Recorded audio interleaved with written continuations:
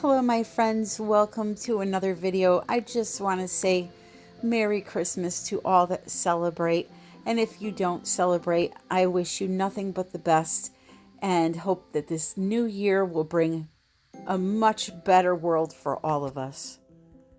I would also like to thank Karen and Daryl for the donation.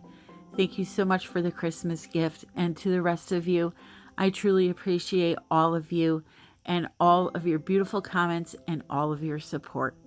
Now I'm looking at this tree and I'm not happy with this star. I think we need a cute little kitty, don't you? Here's a cute little cookie kitty for you. Let's start the video. I think Cookie was the star of that tree. Anyway, she was very mad at me that day. So we are going to do a Dutch pour. Now the base is going to be two colors. I used two iridescent white colors, one by Liquitex, one by Lumiere. I mixed them together and then I added 50% Floetrol. So however much paint I had, I added that much Floetrol into the cup, mixed it, and then thinned it the rest of the way with water. For those struggling with the Dutch pour, I have a very thorough tutorial coming up this following week that is going to help you immensely. So this was the second color I was using on the background, and that was a paint I made by mixing two together, which were Payne's Gray by Golden and Iridescent Graphite by Liquitex. I mixed the paints again 50-50 and then added the Floetrol, and the consistency was really nice. So now this here is a deep blue that I bought from Blick. It's their brand that they sell at their store, or you can get it online also. It's a really deep turquoise blue color. It's really pretty. And then this next color I'm showing you is actually one of Deco Art's texture paints. It's called Plum. Now I'm going to show you the wrong jar at first, and then I correct myself. That's actually Suede Paint that we're trying out in this Dutch pour to see if it works. But the Deco Art I'll show you right now. That's what it looks like. Now it says it's a texture paint, which means it should have a little texture to it, grit, and it really doesn't. Now this here is the Suede Paint that I wanted to test out to see if it would work. This did have a little bit of grit to it, and I bought it at Michael's and I mixed it just like any other paint, 50% paint, 50% Floetrol, and then water. And now this one here is a soft body Liquitex color called muted pink. And what I did was I mixed up a batch of it, and then I separated it into another cup. And that lighter pink that you just saw, I actually added a little white to lighten it. And then this is Dragonfly Glaze. Now this is kind of like an interference color. It's got a gloss finish to it, and if you were to paint it by hand, it would dry clear and you would just see that pink iridescent color. But I decided to mix that with some Floetrol also to see how it works, and it works wonderfully. And that last color I showed you was just Deco Art Sterling Silver. So that's the color palette for today. I'm going to be doing one of these framing the canvas Dutch pours, which means I'm putting the colors on the outside, and I'm going to try to create a design that frames the outer edge of the canvas. This is a 12 by 16 gallery canvas, and as you can see, I just poured on some of that custom Payne's Gray / iridescent graphite, and I'm just trying to cover the corners of the canvas with that color. And then down the center, I will pour my iridescent white. Now, a lot of these supplies you can find in my Amazon shop, The blow dryer I'm going to be using, that one, I name my blow dryers, just so you know. So when you hear me refer to Flow, I'm talking about the blow dryer I'm using today. That one is also in my Amazon shop, but just so you know, it's not the same color in my Amazon shop. In the Amazon shop, it is a white blow dryer with a blue end on it. I will link it in the description and the comments. This blow dryer is the best blow dryer I've ever used for a Dutch pour. It's a travel size. It's so little, yet the force that it blows is just amazing. You know, women, especially when doing a Dutch pour, it's very hard. There it is right there. It's very hard for us to hold that big blow dryer, the full size one, and angle it the right way. This little girl here, she is just a dream to work with. And let me tell you something. If your paints don't move with this blow dryer, your paints are way too thick. I've moved house paint with that little blow dryer, and it's just a great, great tool to have.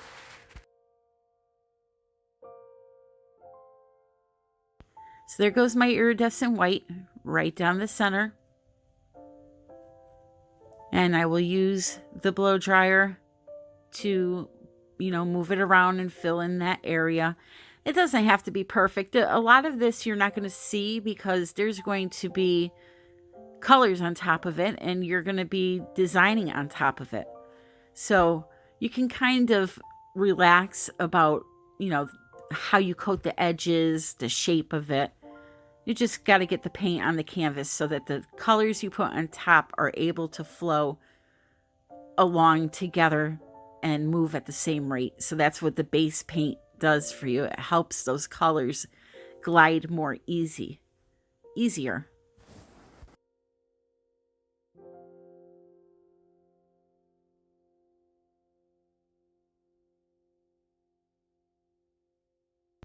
So the one thing when you do use a blow dryer, the paint is a little uneven in some spots. So what I like to do is just tilt it a little bit to get it all leveled out and remove any excess paint that I may have on there. You, by all means, can do this with a spatula too. I have an Oxo omelet turning spatula from Amazon that is the best spatula to use for spreading paint. It's got a super thin silicone blade on it, and it just glides over the paint really, really nice. And then, of course, you want to touch up your edges. Make sure they're all covered. In certain areas, you're going to have paint flowing over, so they will get coated that way. A little tip, after you do a Dutch pour, if you don't like the way your sides look, you could always wait for it to dry and then paint over the sides with a coordinating color. Like this blue here, I can mix up some more of it and just paint over the sides and have them be one solid color. You don't have to have it flowing over the edge. So I'm going to start putting my colors down. This is the muted pink that had the white added to it to lighten it. And I'm just going to follow those outer edge lines that I made. Now I am the #1 offender of using too much paint. So just be careful because this is, if you're doing something like a 12 by 18, this is, there's not a need for a lot of paint. This is the muted pink at its full strength. No white added to it.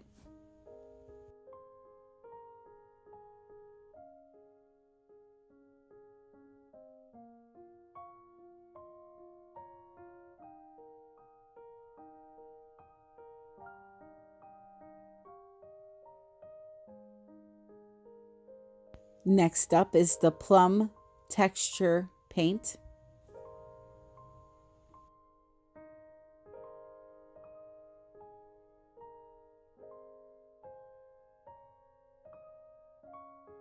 Then I chose the Dragonfly Glaze next because it is acts like an interference color. I wanted to put it on top of a dark color, and that was a dark color, so that was the next one to go down. And then I used, believe that blue. Yep. The Deep Blue by Blick. I am really impressed with that color. It's a really, really sexy color. I'm a big fan of blue, green, and purple, and that was a good one. So next we're going in with the silver on top of the blue, the deep blue. And the Extreme Sheens by Deco Art, although impossible to find right now, are the best to incorporate into Dutch pours to help get some cells. Something with their base, it just reacts with the Floetrol really, really nice. So now this here is the Suede Paint. And it was funny because when I was mixing up this paint with the Floetrol, I put the paint in the cup and then I poured the Floetrol on top of it and it sunk down into the paint. And it made these most gorgeous, big, beautiful cells in the cup. So I'm hoping that it will actually do something like that in the painting. But as far as mixing it and how it behaved, it worked wonderfully. So there's another option for us. I bought that at Michael's. So I added just a little bit more of that blue, and now we are torching, and it's time to move the colors around.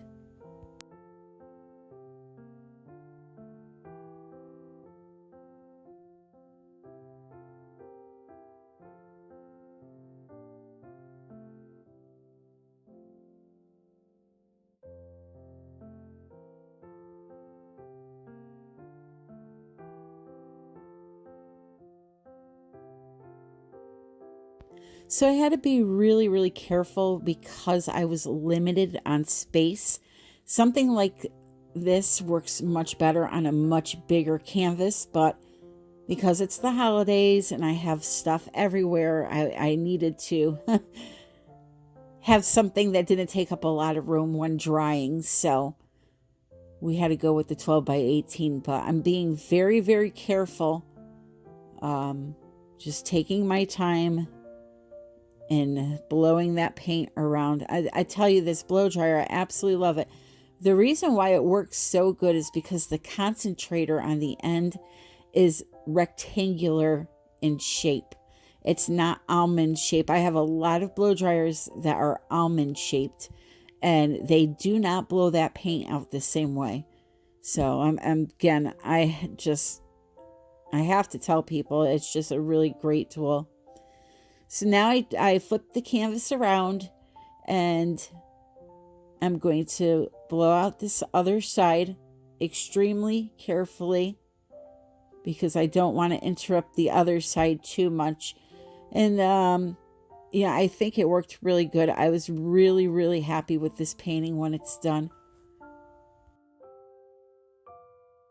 Looking at this painting from this angle, it doesn't look very impressive, but I'm telling you, wait until the end when I do the close-up and I show different angles in which you could hang it. It looks like a totally different painting. So the video is almost over. I just want to say thank you again for everything that you have done for me this year. I truly appreciate it. If you don't know, I have a Facebook group called United We Pour Fluid Art Group. It's down in the description. And I hope, you come over and check it out.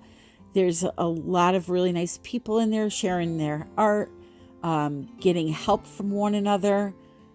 It's just a really great place for, to make friends with people that do the same thing that you do, that love it, I know in my personal life, nobody understands my love of art. So it's nice to have friends that do. So here is the close-up, and I am really, really happy with it. Once I back the camera away and stop showing the details of the painting, I think that you will like it too. And once I put the flash on and you can see all the pretty colors shining and sparkling, it's a really pretty painting. And just so you know, I have a few new techniques coming out this year. So if you're not subscribed, please subscribe. I've been working really hard to try to come up with something new, fresh, and different instead of the same old tired thing over and over and over again. So please subscribe, ring the notification bell. There's that dragonfly glaze. I absolutely loved it in the painting. It's just really, really pretty. But yeah, I have a bunch of full tutorials for beginners coming out this year. A whole bunch of exciting things, new techniques like I mentioned, and I just hope you stick around. And like I said, I wish you all nothing but the best. So here is one way you can hang it. I love it this way. I love it the next way I show you, and I love it the other ways that I show you. I just think it's a really interesting painting, and so far it's drying good, so that's good news for me. Well, I must go deal with the craziness of the holidays. So in the description, there's a link for my Etsy shop. If you're interested in purchasing any art, now is the time. I'm having a 50% off sale. Also, the link for my Facebook group, my Amazon shop, all of that. I love you all. And until next time, my friends, happy pouring.